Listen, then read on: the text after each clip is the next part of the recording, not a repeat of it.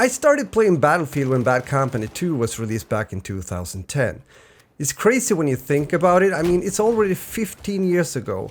And in Bad Company 2, I personally started more frequently play as a sniper, something that followed when it comes to other titles after Bad Company 2. Now I remember this period of time being good when it comes to FPS gaming overall. Still also playing Call of Duty since in 2010 Black Ops was released, well Black Ops 1, which was another great shooter in my opinion.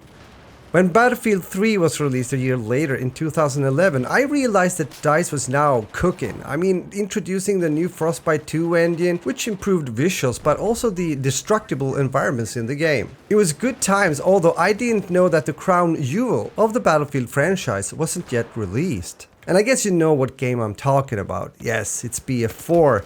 Now, Battlefield 4 had a bit of a shaky release due to numerous technical issues and bugs across all platforms, and it actually led to the fact that DICE and EA at this point did re-evaluate their release strategies.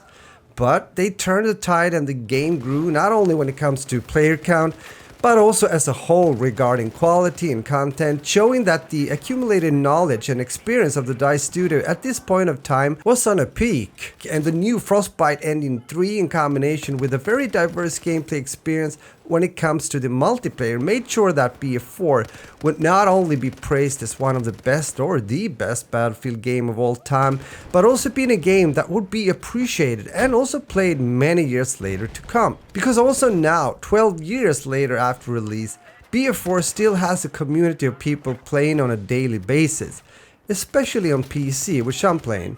I therefore checked out the Steam charts just to give us a hint when it comes to active players. Remember though that BF4 was released late on Steam in 2020, so there's still quite a few players playing BF4 through the EA launcher as well. But even so, there's around 1200 average players and a peak of 3K players the last 30 days, which is not bad at all for such an old game.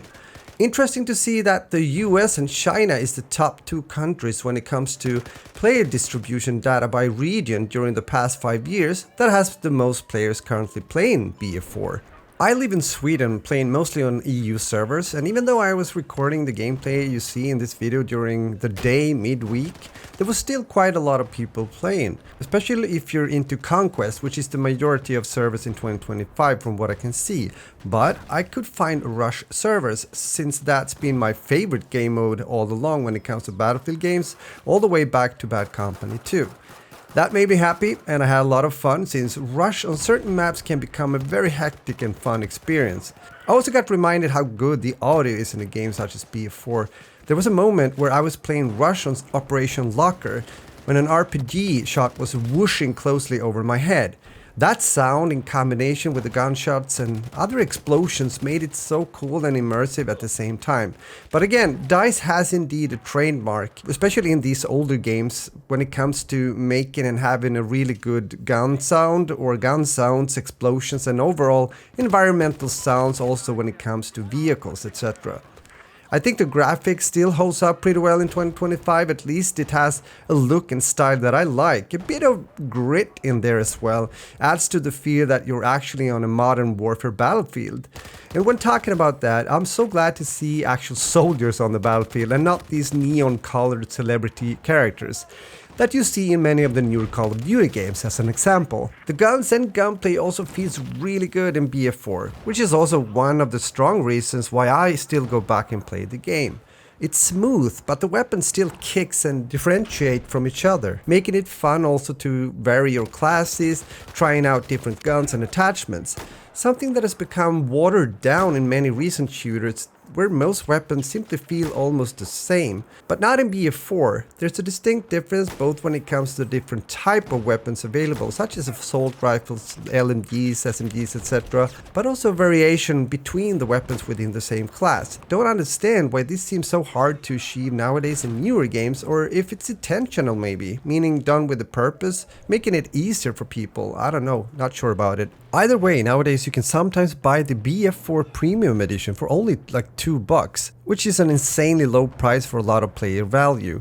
especially if you're someone that haven't played BF4 at all before.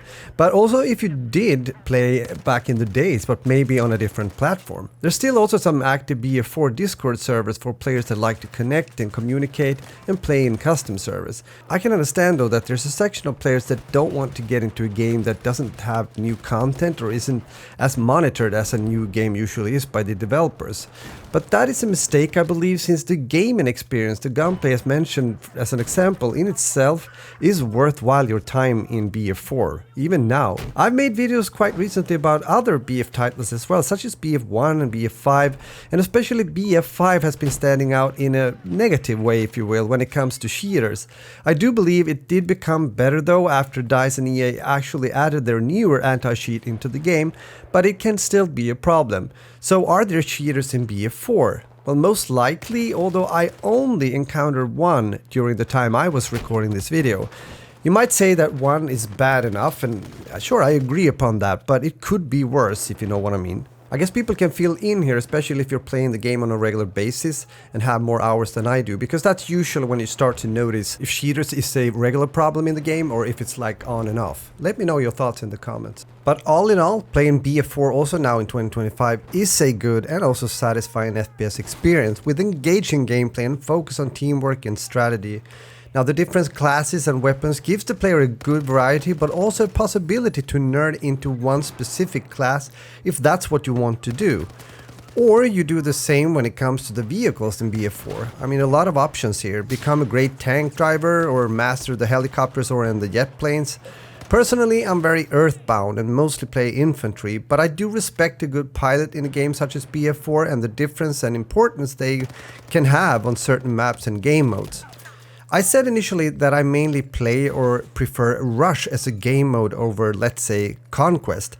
Now that's true, however, it is of course a nice feeling when getting into a both intense and chaotic 64-player battle with everything as mentioned, both infantry and vehicles all over the place.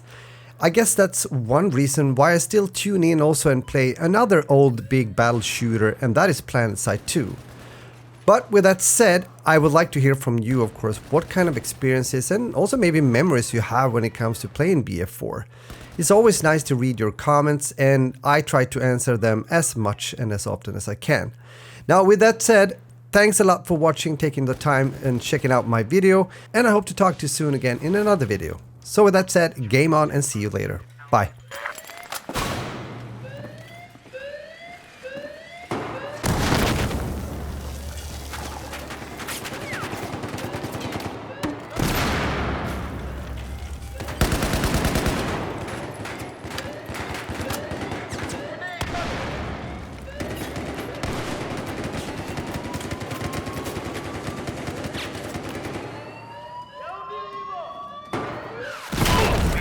Out the base.